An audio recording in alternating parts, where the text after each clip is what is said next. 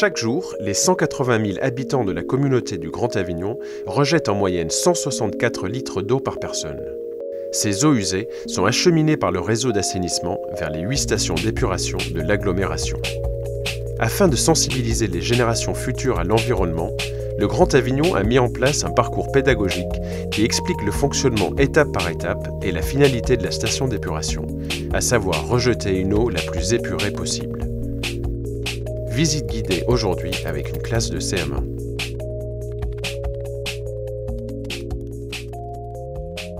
Pour l'instant, le parcours pédagogique est assez récent. Il a été réfléchi dans le cadre de la réhabilitation de la station d'épuration. Le but est de faire évoluer les mentalités et que les collectivités, que les écoles, les entreprises puissent donc visiter ce site qui le mérite et qui est à la pointe de la technologie actuellement.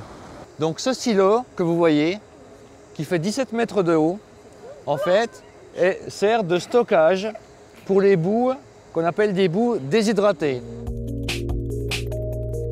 La station d'Avignon, que les enfants découvrent aujourd'hui, est capable de traiter jusqu'à 135 000 mètres cubes d'eau par jour, ce qui la met au 15e rang des stations les plus importantes en France.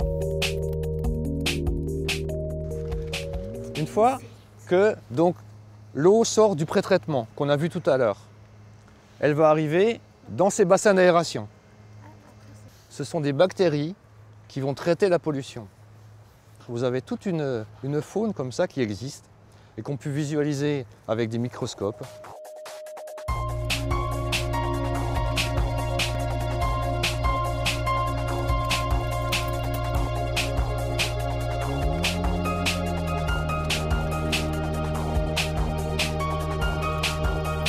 Comment on sait de ce qu'elles ont besoin, les bactéries?